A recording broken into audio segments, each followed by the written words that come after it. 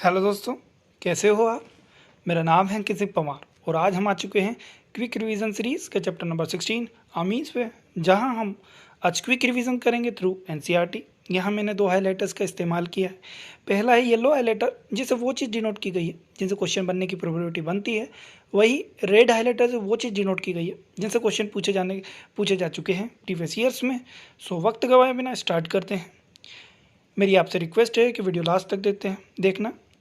और अब स्टार्ट करते हैं अल्काइल अमीन्स वर्सेस अमोनिया। देखिए, जो पीकेबी ऑफ एनिलीन है वो क्वाइट हाई होता है, थोड़ा सा ज़्यादा होता है।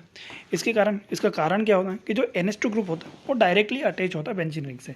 अब जो एनिलीन में जो NH2 ग्रुप होता है डायरेक्ट अटैच होता है बेंजीन से, तो इससे क्या होता है कि जो अनशेयर्ड पेयर ऑफ इलेक्ट्रॉन, जो unshared pair of electron nitrogen होता है वो कंजुगेशन में हो जाता है बेंजीन के साथ, और इसके कारण इसकी स्टेबिलिटी ज़्यादा होती है। देखिए, एनिलीन में पाँच रेजोनेटिंग हाइब्रिड ऑर्बिटल होते हैं। वहीं हम बात कर लेते हैं एनिलीनियम आयन में, जहां दो रेजोनेटिंग स्ट्रक्चर होता है। We know that the greater the number of resonating structure greater is the stability. देखिए, जितने ज़्यादा रेजोनेटिंग स्ट्रक्चर होंगे, जितने ज़्यादा रेजोनेटिंग स्ट्रक्चर होंगे उतने ज़्यादा स्टेबिलिटी होगी कार्बोकेटाइन की, और उतनी ज़्यादा स्टेबिलिटी होगी किसी भी कंपाउंड की। 10 एनिलीन में 5 रेजोनेटिंग स्ट्रक्चर है, इसके कारण उनमें स्टेबिलिटी ज़्यादा होगी as compare to anilinium ion. अब हम बेसिक नेचर की बात करते हैं। बेसिक नेचर ऑफ एनिलीन और other aromatic amines would be less than ammonia. और जो बेसिक नेचर होता है अनिलीन का, ड्यू टू मोर स्टेबिलिटी वो लेस होगा। देखिए, जितनी ज़्यादा स्टेबिलिटी हो जाएगी उतना कम बेसिक नेचर होगा। इसके कारण जो भी बेसिक नेचर होगा अमोनिया से कम ही होगा। अब जो इलेक्ट्रॉन रिलीजिंग ग्रुप है, जिनको हम इलेक्ट्रॉन डोनेटिंग ग्रुप्स कहते हैं, लाइक OCH3, CH3, ये इंक्रीज करेंगे बेसिक स्ट्रेंथ को। वहीं electron withdrawing groups like NO2, SO3H, carboxylic acid वाले ग्रुप या हेलाइड ग्रुप, ये डिक्रीज करते हैं इलेक्ट्रॉन बेसिक स्ट्रेंथ को। अब यहाँ हम एक क्वेश्चन आता है जिसमें हम decreasing order of basic strength की बात कर लीजिए, तो सबसे ज़्यादा जहाँ एल्काइल ग्रुप जुड़े रहेंगे वो सबसे ज़्यादा बेसिक होगा। वहीं कंजुगेशन वाले जो भी अमीन होंगे वो लेस बेसिक स्ट्रेंथ वाले होंगे। अब यहाँ बात हो जाती है एल्काइलेशन की। तो अमीन्स अंडर को alkylation on reaction with alkyl halide, यानी एल्काइल हैलाइड के साथ रिएक्शन करने पे एल्काइलेशन रिएक्शन शो करेंगे। वहीं एसाइलेशन की बात कर लीजिए। देखिए, जो भी एलिफेटिक या एरोमेटिक प्राइमरी या सेकेंडरी अमीन होते हैं वो एसिड क्लोराइड, एनाइड्राइड और ईस्टर से रिएक्ट करके न्यूक्लियोफिलिक सब्स्टिट्यूशन रिएक्शन शो करेंगे, जिस रिएक्शन को हम एसाइलेशन कहते हैं। यानी यहाँ पे क्या होता है कि जो भी एलिफेटिक या एरोमेटिक प्राइमरी अमीन्स होते हैं या सेकेंडरी अमीन्स होते हैं वो रिएक्शन करेंगे और एसाइलेशन का। इसमें क्या होता है कि जो रिप्लेसमेंट ऑफ हाइड्रोजन एटम, यानी हाइड्रोजन एटम का रिप्लेसमेंट होगा ऑफ अमीन का by acyl group. Acyl group यहाँ पे अमीन ग्रुप के हाइड्रोजन का रिप्लेसमेंट कर देंगे, और जो प्रोडक्ट ऑब्टेन होगा उसे हम अमाइड कहते हैं। अब ये जो रिएक्शन होता है ये एक स्ट्रोंगर बेस के प्रेजेंस में होता है, लाइक अमीन, जिसको लाइक पायरिडीन के प्रेजेंस में होता है। इसके कारण हमें एसिटेनाइड यानी हमें एक अमाइड फॉर्मेशन मिलता है। जो amines also react with benzoyl chloride, this reaction is called benzoylation. यानी जो भी अमाइन होते हैं वो बेंजोल क्लोराइड से रिएक्ट करके बेंजोलेशन रिएक्शन शो करेंगे। अब हम बात कर लेते हैं कार्बोमाइल रिएक्शंस की। Aliphatic and aromatic primary amines on heating with chloroform and ethanolic potassium hydroxide form isocyanate or carbonyl amine which gives foul smell substance। और इस रिएक्शन को हम कार्बाइल अमीन रिएक्शन कहते हैं या आइसोसाइनेट टेस्ट कहते हैं। यानी यहाँ पे क्या होता है कि जो भी प्राइमरी अमीन होता है, देखिए यहाँ पे सेकेंडरी और टर्चरी कोई रिएक्शन शो नहीं करेगा। यहाँ पे प्राइमरी सिर्फ और सिर्फ प्राइमरी अमीन रिएक्शन करेगा। तो प्राइमरी अमीन जब रिएक्शन करता है क्लोरोफॉर्म से और एल्कोहलिक KO से, तो यहाँ पे आइसोसाइनेट फॉर्म करता है, जो कि एक फोल ऑर्डर देता है, एक फोल स्मेलिंग आइसोनाइट्रल फॉर्मेशन हो जाता है। वहीं रिएक्शन विद नाइट्रस एसिड की बात कर ली। देखिए, 3 classes of amine react differently with nitrous acid. Nitrous acid के साथ जो प्राइमरी, सेकेंडरी और टर्चरी अमीन्स होती है वो अलग अलग तरीके से रिएक्शन शो करती हैं। जैसे primary aliphatic amines react with nitrous acid to form aliphatic diazonium salts which is unstable and liberate nitrogen. यानी प्राइमरी जो एलिफेटिक अमीन्स होती है वो नाइट्रोजन से रिएक्शन करती है in the presence of NaNO2 plus HCl, जिससे हमें अमोनियम यहाँ पे सोल्ट फॉर्मेशन मिलता है, जिसका जिससे वाटर का रिएक्शन करके हम एल्कोहल फॉर्मेशन कर लेते हैं और यहाँ से नाइट्रोजन लिबरेट हो जाता है। डाइजोनियम सोल्ट होता है जो कि अनस्टेबल होता है, जिसका अनस्टेबल होता है। डाइजोनियम सोल्ट बना जो अनस्टेबल हुआ, उसका वाटर से रिएक्शन करवा के एल्कोहल फॉर्मेशन होगा। अब जो एरोमेटिक अमीन्स होते हैं वो नाइट्रस एसिड से एट लो टेम्परेचर रिएक्ट करेंगे, जिससे डाइजोनियम सोल्ट फॉर्मेशन होता है। यानी जो भी एरोमेटिक अमीन्स होते हैं लाइक एनिलीन, उनसे NaNO2 और HCl का प्रेजेंस में रिएक्शन करवा दिया एट 273 टू 278 केल्विन, जिससे benzene diazonium chloride salt formation होगा। और सेकेंडरी और टर्चरी रिएक्ट विद देखिए सेकेंडरी और टर्चरी अमीन होते हैं वो नाइट्रस एसिड से रिएक्ट करते हैं डिफरेंट मेटल में। अब यहाँ reaction with aryl sulphonyl chlorides की बात कर लिया है, यानी बेंजीन सल्फोनिल क्लोराइड, जिसको हम हेंसेनबर्ग रिएजेंट कहते हैं, विच रिएक्ट विद प्राइमरी और secondary amine to form sulphonamide. यानी ये प्राइमरी और सेकेंडरी अमीन से रिएक्शन करेगा बेंजीन सल्फोनिल क्लोराइड, जिससे सल्फोनामाइड फॉर्मेशन होगा। The reaction of benzene sulphonyl chloride with primary amine yield N ethyl benzene sulphonamide. यानी यहाँ पे जो भी बेंजीन सल्फोनिल क्लोराइड है उसका रिएक्शन करवा दिया है हमने प्राइमरी अमीन से, जिससे N ethyl benzene sulphonamide formation होता है। देखिए जो भी हाइड्रोजन होता है वो नाइट्रोजन से अटैच होता है in sulphonamide and is strongly acidic. देखिए जो भी हाइड्रोजन अटैच होता है नाइट्रोजन में एक सल्फोनामाइड, वो हाईली एसिडिक होता है। क्यों? उसका कारण होता है कि वहाँ पे strong electron withdrawing sulphonyl group attach होता है और वो एल्काली में सोल्यूबल होता है। इन द रिएक्शन में secondary amine N di ethyl benzene sulphonamide is form. यानी वही बेंजीन सल्फोनिल क्लोराइड का रिएक्शन हमने सेकेंडरी अमीन से करवा दिया, तो यहाँ पे N di ethyl benzene sulphonamide formation होता है। देखिए जो भी एन डाई इथाइल सल्फोनामाइड होता है उसमें कोई भी ऐसा हाइड्रोजन नहीं होता है जो नाइट्रोजन से अटैच होता है। इसके कारण ये एसिडिक नहीं होगा और हैंस इनसोल्यूबल होगा एल्काली में। यानी पहला सोल्यूबल प्राइमरी जो अमीन होगा सोल्यूबल होगा, प्राइमरी सोल्यूबल जो प्राइमरी अमीन होता है उसका रिएक्शन, वहीं सेकेंडरी जो अमीन होता है उससे रिएक्शन होता है तो वो इनसोल्यूबल एल्काली बनेगा, वहीं इनसोल्यूबल इन एल्काली होगा। वहीं टर्चरी अमीन होता है वो रिएक्शन ही शो नहीं करेगा बेंजीन सल्फोनिल क्लोराइड से। और ये जो प्रॉपर्टी होती है अमीन की बेंजीन सल्फोनिल क्लोराइड से डिफरेंट तरीके से रिएक्शन करने की, वो यूज़ होता है in the distinction of primary secondary और टर्चरी अमीन। यानी यहाँ पे प्राइमरी और सेकेंडरी और टर्चरी अमीन के डिस्टिंक्शन के लिए हमने बेंजीन सल्फोनिल क्लोराइड के टेस्ट करवाया। वहीं इलेक्ट्रोफिलिक सब्स्टिट्यूशन की बात कर ली जाए, देखिए यहाँ पे जैसे जो भी एरोमेटिक जैसे एनिलीन होता है, एनिलीन में 5 स्ट्रक्चर होते हैं। अब यहाँ पे क्या होता है, जो इलेक्ट्रॉन डेंसिटी होती है वो ऑर्थो और पेरा पोजीशन पे मैक्सिमम होती है। इसलिए जो भी अमीन ग्रुप अटैच होता है एरोमेटिक एनिलीन, जैसे एनिलीन है, एनिलीन में जो अमीन ग्रुप है NH2 वो ऑर्थो पेरा डायरेक्टिंग होता है और पावरफुल एक्टिवेटिंग ग्रुप होता है। जैसे सबसे पहला ब्रोमिनेशन की बात कर लीजिए, aniline react with bromine water to give a white PPT over 2,4,6 tribromo aniline. यानी एनिलीन से हम इतना ज़्यादा रिएक्टिव हो जाता है ब्रोमीन कि यहाँ पे ब्रोमीन वाटर में रिएक्शन करते हैं तो 2,4,6 ट्राइब्रोमो एनिलीन होगा।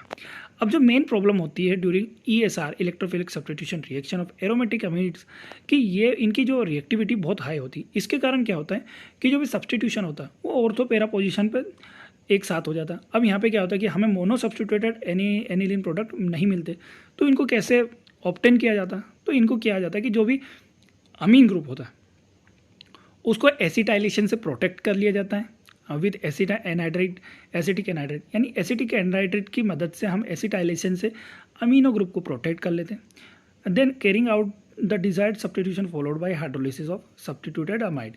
यानी यहाँ पे फिर हाइड्रोलिसिस करवा दिया जाता है सब्स्टिट्यूटेड अमाइड का। यानी पहले पायरिडीन या जो भी एसिटाइलिन यहाँ पे एसिटिक एनहाइड्रेट है उससे रिएक्शन करवा के हमने एसिटिनिलेट बना दिया। फिर उसका किसी भी बेंजोइक जैसे एसिटिक एसिड से रिएक्शन करवा के पेरा प्रोडक्ट है जो मेजर प्रोडक्ट बना दिया और उसका फिर बेस से रिएक्शन करके पेरा ब्रोमो एनिलीन फॉर्मेशन होता है।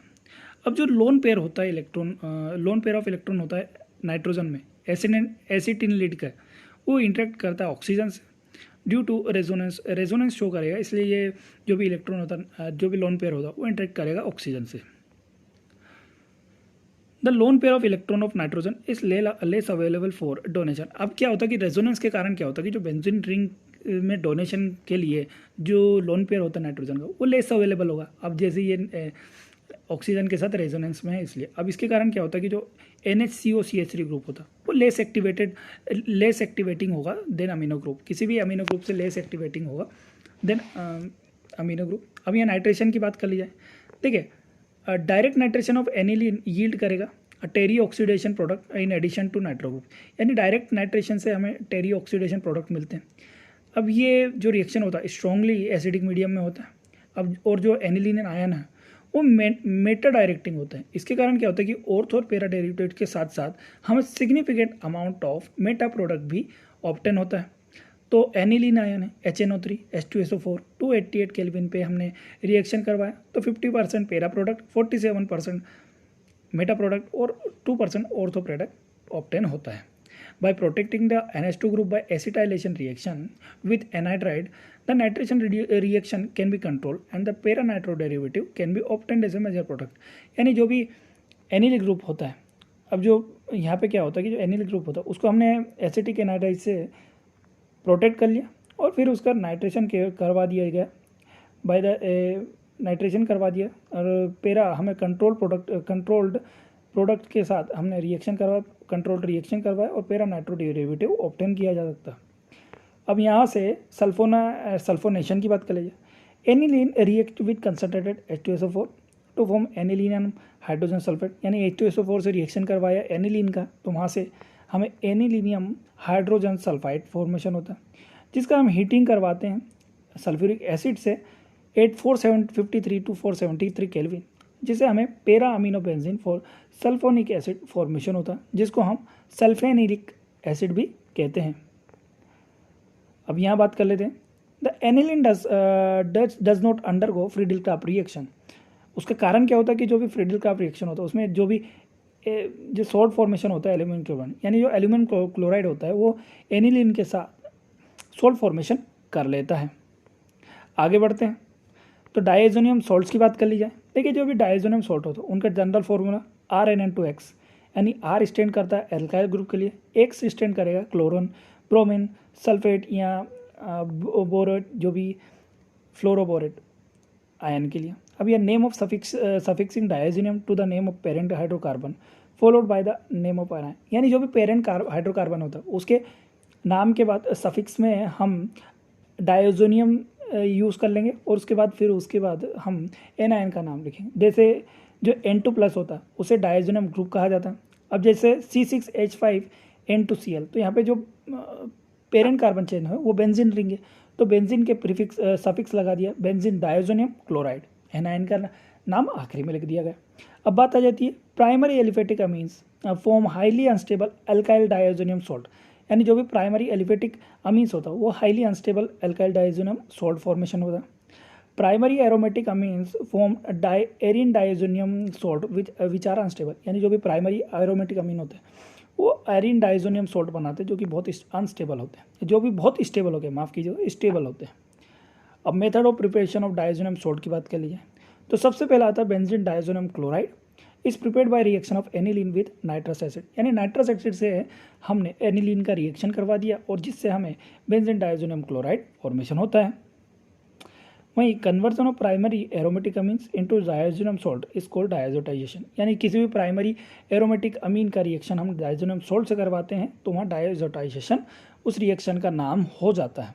जैसे एनिलीन का रिएक्शन Na2HCl से करवा दिया तो यहाँ से डायजोनियम सॉल्ट फॉर्मेशन हो जाता है।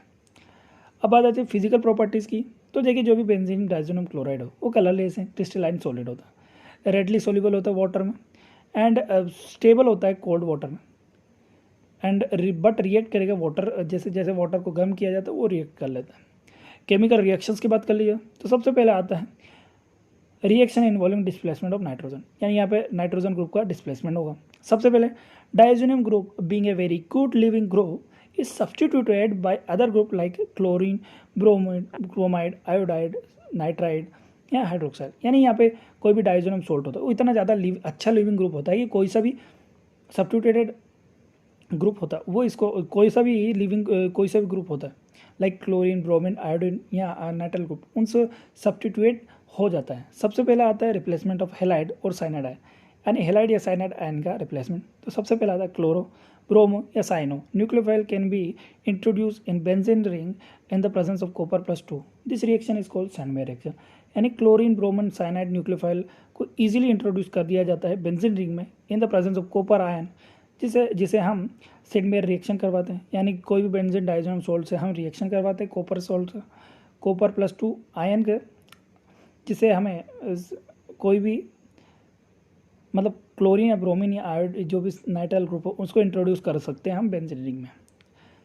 वैसे ही क्लोरीन और ब्रोमीन कैन ऑल्सो भी introduce in benzene ring by treating diazonium salt solution with corresponding halogenic acid. यानी किसी भी हेलोजन एसिड से हम बेंजीन सॉल्ट को, डाइजोनियम सॉल्ट को ट्रीट करते हैं तो वहाँ से भी हमें क्लोरीन या ब्रोमीन का इंट्रोडक्शन मिल जाता है बेंजीन रिंग में। जैसे यहाँ रिएक्शन दे रखे हैं, आप समझ सकते हैं। इस रिएक्शन को हम गटरमैन रिएक्शंस कहते हैं। देखिए जो भी सैंडमेयर रिएक्शन होता है पहला वाला, वो ज़्यादा reaction is found better than Gattermann reaction. यानी जो भी गेटरमैन रिएक्शन होता है उससे ज़्यादा बढ़िया सैंडमेयर रिएक्शन होता है, उसकी यील्ड अच्छी होती है। रिप्लेसमेंट बाय आयोडाइड आयन, यानी यहाँ पे जो डाइजोनियम सॉल्ट होता है उसका सॉल्यूशन हम ट्रीट करते हैं पोटेशियम आयोडाइड से, जिससे हम आयोडोबेंजीन फॉर्मेशन करते हैं। वहीं रिप्लेसमेंट बाय फ्लोराइड आयन की बात कर लीजिए। देखिए जो भी एरिन डाइजोनियम क्लोराइड होता है उसको ट्रीट किया जाता है फ्लोरोबोरिक एसिड से, और जो एरिन फॉर्मेशन होता है उसको एरिन डाइजोनियम फ्लोरोबोरेट प्रिसिपिटेट कर सकते हैं। आगे बढ़ते हैं, रिप्लेसमेंट बाय हाइड्रोजन की बात कर लीजिए।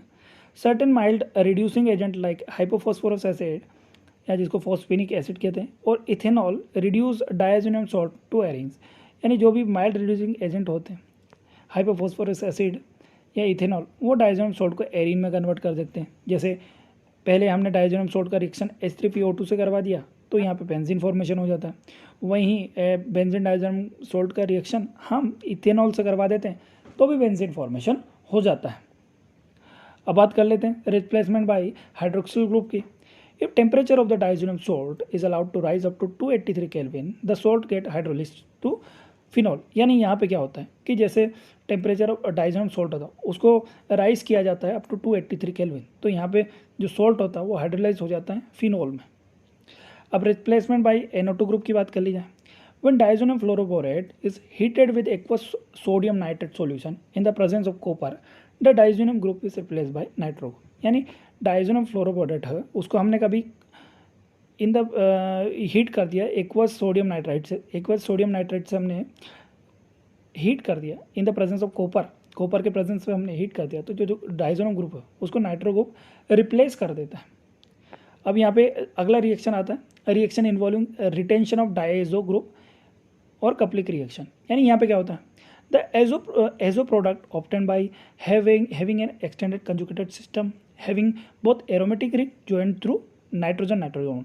यानी जो भी एजो प्रोडक्ट बनते हैं उन प्रोडक्ट में कंजुगेटेड सिस्टम होता है having both aromatic ring joined with nitrogen nitrogen. यानी यहाँ पे नाइट्रोजन नाइट्रोजन बॉन्ड से एरोमेटिक रिंग्स जॉइंट होती हैं।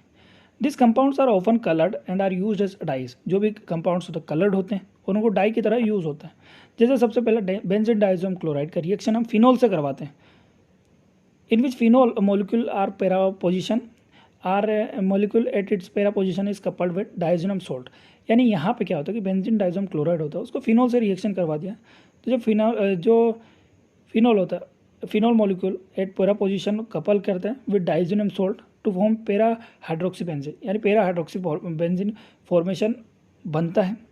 अब यहाँ से this type of reaction is called coupling reaction. अब यहाँ से कपलिंग रिएक्शन, इस टाइप के रिएक्शन को हमने कपलिंग रिएक्शन कर दिया। जैसे बेंजीन डाइजोनियम क्लोराइड का रिएक्शन फिनॉल से करवा दिया, तो फिनॉल यहाँ पे para hydroxy benzene orange dye formation होता है। अब ये कलर याद रख लीजिएगा, ऑरेंज डाई।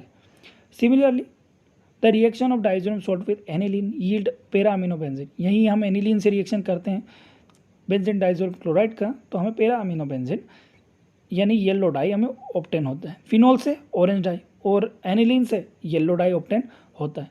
ये रिएक्शन एग्जाम्पल होते हैं इलेक्ट्रोफिलिक सब्स्टिट्यूशन रिएक्शन का। अब बात आ जाती है importance of diazonium salt in synthesis of aromatic compounds. And diazonium salt की सिंथेसिस की बात आ जाती है इन एरोमेटिक कंपाउंड्स में। सबसे पहला Diazonium salts are very good intermediates for the introduction of fluoride, chloro, bromo, iodo, cyano, hydroxo या NO2 group in aromatic ring. यानी एरोमेटिक रिंग में डायजोनियम सॉल्ट बहुत अच्छे इंटरमीडिएट का काम करते हैं जिनसे हम एरोमेटिक रिंग में किसी भी फ्लोरो, क्लोरो, ब्रोमो या आइडो या साइनाइड या हाइड्रोक्सिल या नाइट्रो ग्रुप को ऐड कर सकते हैं एरोमेटिक रिंग में। Aryl fluoride and iodide can not be prepared by direct halogenation. यानी जो भी एराइल फ्लोराइड या आयोडाइड हो उनको डायरेक्ट हेलोजिनेशन से प्रोड्यूस नहीं किया जाता। इसके कारण क्या होता है कि जो भी डायजोनियम ग्रुप होता है उनका रिप्लेसमेंट किया जा सकता है विद अदर ग्रुप जो हेल्पफुल होता है इन द सब्सटीट्यूशन ऑफ किसी भी हेलोजन ग्रुप का एरोमेटिक रिंग में। इसी के साथ ये वीडियो समाप्त होता है। और वीडियो पसंद आया हो तो लाइक कीजिए, कमेंट कीजिए और सब्सक्राइब कीजिए हमारे चैनल को। धन्यवाद।